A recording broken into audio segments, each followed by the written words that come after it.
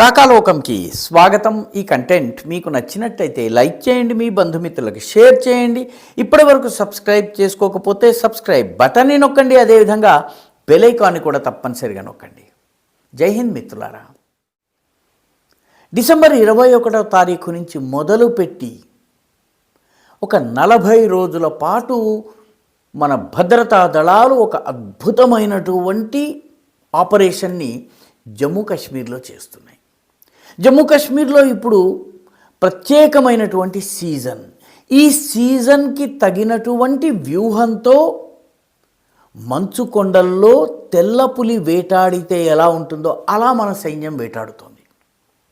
కనిపించకుండా శత్రువుని కార్నర్ చేయటము, వాళ్ళని ఒక ప్రదేశానికి పరిమితం చేయటము, ఆ తరువాత వాళ్ళను హతమార్చటము, శత్రు శేషం లేకుండా చేయటము, ఈ పనిని మన ఆర్మీ చేస్తుంది. ఈ ఆపరేషన్ ప్రత్యేకంగా డిసెంబర్ 21వ తారీఖు నుంచి జనవరి 31 తారీఖు వరకు జరుగుతుంది. ఈ ప్రత్యేకంగా ఈ 40 రోజుల స్పెషాలిటీ ఏంటి? ఈ 40 రోజులు జమ్మూ కాశ్మీర్లో అత్యంత చలి, అత్యంత భయంకరమైనటువంటి ఎముకలు కొరికే చలి ఉండేటటువంటి సమయం. దీన్ని జమ్మూ కాశ్మీర్లో చిల్లై కలాన్ అంటారు.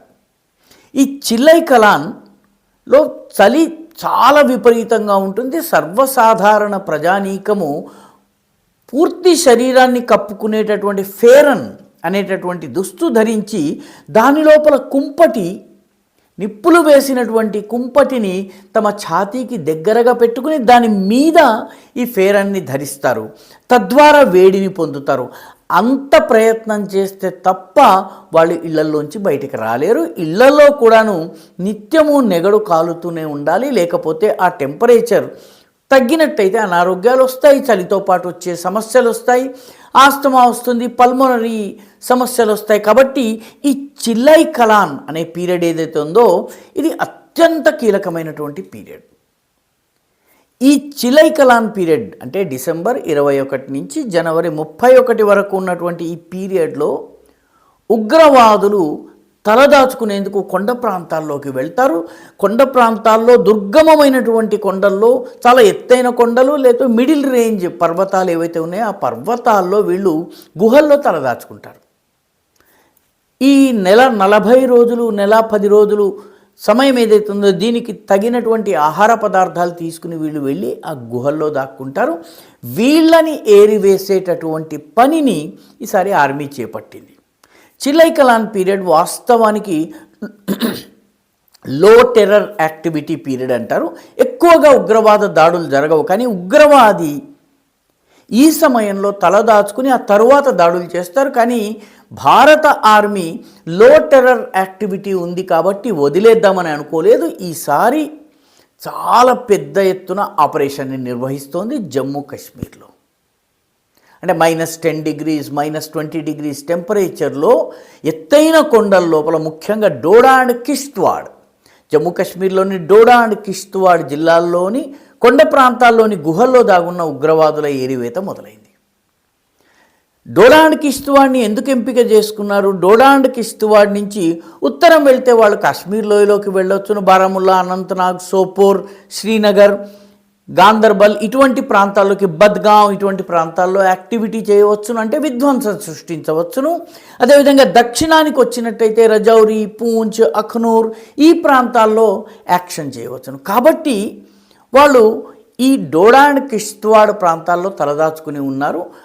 వీళ్లను ఏరివేసేందుకు ముఖ్యంగా వీళ్ళు పోలీసులకి, భద్రతా దళాలకి చిక్కకుండా ఉండేందుకు మానవ సంచారము లేనటువంటి గుహల్లో తలదాచుకున్నారు. ఎందుకంటే మానవ సంచారం ఉన్నట్లయితే ఎవరో ఒకళ్ళు చెప్పేస్తారు, ఎవరో ఒకళ్ళు తెలియజేస్తారు, మిలిటరీకి ఉప్పందుతుంది. అందుకని మానవ సంచారము లేనటువంటి సర్వేలెన్స్, నిఘా లేనటువంటి ప్రాంతాలను ఎంచుకుని వీళ్ళు వెళ్ళారు. కానీ ఇదే సమయంలో కొట్టాలని Jammu Kashmir police, CRPF, special operations group, forest guards, ఎందుకంటే ఇదంతా అటవీ ప్రాంతము, అటవీ ప్రాంతాన్ని క్షుణ్ణంగా తెలుసుకున్నటువంటి అటవీ సిబ్బంది ఎవరైతే ఉన్నారో ఫారెస్ట్ గార్డ్స్ వాళ్ళు, అదేవిధంగా చుట్టుపక్కల ఉండేటటువంటి గ్రామాలలో ఉన్నటువంటి గ్రామీణ రక్షణ దళాలు, జమ్మూ కాశ్మీర్లోని చాలా గ్రామాల్లో ప్రజలకి సాయుధ ట్రైనింగ్ ఇచ్చి ఆయుధాలు వాళ్ళకి ఇచ్చి వాళ్ళను ఉగ్రవాదులు వస్తే ఎదుర్కొనేందుకు వాళ్ళని సన్నద్ధులు చేస్తారు. వాళ్ళని విలేజ్ డిఫెన్స్ గార్డ్స్ అంటారు. ఈ 5 groups JK police, CRPF, special operations group, forest guards, village defence guards వీళ్ళందరూ కలిసి ఈ ఆపరేషన్ నిర్వహిస్తున్నారు. ఈ ఆపరేషన్లో వీళ్ళందరికీ కూడాను ప్రత్యేకంగా అత్యంత చలి సమయంలో యుద్ధం ఎలా చేయాలి, వింటర్ వార్ఫేర్ ఎలా చేయాలన్నది వీళ్ళకి ప్రత్యేకమైన శిక్షణ ఇవ్వడం జరిగింది. ఎక్కడ ఉగ్రవాది దాగున్నాడో కనుక్కునేందుకు డ్రోన్స్ని ఉపయోగించడం జరుగుతోంది. అదేవిధంగా థర్మల్ ఇమేజింగ్ని ఉపయోగిస్తున్నారు. థర్మల్ ఇమేజింగ్ అంటే ఒక వ్యక్తి కనుక ఉన్నట్టయితే అతని శరీరం నుంచి వెలువడే వేడి ఆధారంగా అతన్ని గుర్తించి ఈ ప్రాంతంలో మానవ సంచారం ఉందని గుర్తించడానికి వీలుంటుంది. అదేవిధంగా ఉగ్రవాదులు యాక్టివిటీ చేసినట్టయితే గ్రౌండ్ సెన్సార్స్ ఆధారంగా గుర్తించవచ్చు. కాబట్టి ఈ పరికరాలన్నీ తీసుకుని ఉగ్రవాదులు దాక్కున్నటువంటి గుహల వైపు ఈ ఆపరేషన్ సాగుతోంది. ఉగ్రవాదులకు ఎలాంటి సహకారము గ్రామీణ ప్రాంతాల నుంచి అందకుండా అదేవిధంగా వాళ్ళని కొన్ని పరిమితమైన ప్రాంతాలకి కన్ఫైన్ చేయటం, వాళ్ళని అక్కడికే పరిమితం చేయటము, రెండవది వాళ్ళ కార్యకలాపాలని అక్కడికే లిమిట్ చేయటము, కన్ఫైన్ అండ్ కంటైన్, ఇది స్ట్రాటజీ. ఈ స్ట్రాటజీలో భాగంగా ఆర్మీ ఇప్పుడు ముందుకెళ్తోంది. అంటే మన భద్రతా దళాలు, జేకే పోలీస్ కావచ్చు, ఇందాక మనం చెప్పుకున్న సిఆర్పిఎఫ్ కావచ్చు, ఫారెస్ట్ గార్డ్స్ కావచ్చును, విలేజ్ డిఫెన్స్ గార్డ్స్ కావచ్చును, అదేవిధంగా స్పెషల్ ఆపరేషన్ గ్రూప్ కావచ్చును, వీళ్ళు క్లోజ్ ఇన్ అవుతున్నారు ఉగ్రవాదులు దాగున్న చోట. ఒక 30 మంది ఉగ్రవాదులు పాకిస్తాన్ నుంచి వచ్చి డోడా కిష్త్వాడ్లో దాగున్నారు. వీళ్ళు దాడి ఎప్పుడు చేస్తారు? ఫిబ్రవరి తరువాత చేస్తారు. కానీ ఫిబ్రవరి తరువాత వరకు ఏమీ జరగదని ఉపేక్షించకుండా ఆర్మీ ఇప్పుడు అద్భుతమైనటువంటి ఆపరేషన్ చేస్తోంది.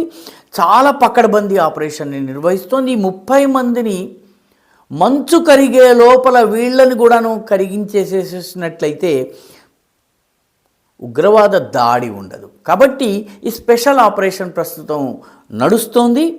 ఏ రకంగానైతే ఈ ఆపరేషన్ని జాగ్రత్తగా చూసినట్లయితే ఇది ఛత్తీస్గఢ్, మధ్యప్రదేశ్లో దండకారణ్య ప్రాంతంలో నక్సల్స్ని ఏ రకంగా ఒక పరిమిత ప్రాంతాలకి వాళ్ళు అక్కడికే కన్ఫైన్ అయ్యేలాగా చేసి ఆ తర్వాత వాళ్ళు విస్తరించకుండా కంటైన్ చేయడము, అదేవిధంగా వాళ్ళకి మిగతా ప్రాంతాల నుంచి ఎలాంటి సరఫరాలు అందకుండా సప్లై లైన్ ఏదైతే ఉందో దాన్ని పూర్తిగా డిస్రప్ట్ చేయటము, దాన్ని విధ్వంసం చేయటము. అంటే బయట నుంచి సహాయం రాదు, పరిమిత ఏరియాలో వాళ్ళు ఉండాలి. ఆ రకంగా చేసి నక్సల్స్ని ఏ రకంగానైతే పూర్తిగా ఫినిష్ ఆఫ్ చేస్తున్నామో సరిగ్గా ఇదే స్ట్రాటజీని ప్రస్తుతం డోడా కిష్త్వాడ్లో భారత ఆర్మీ చలిని ఎదిరించి చలి పులితో పోరాడుతూ మంచులో తెల్లని పులులు ఏ రకంగానైతే తమను తాము దాచుకుంటూ వెళ్ళి శత్రువుపై దాడి చేస్తాయో ఆ రకంగా దాగున్నటువంటి 30 మంది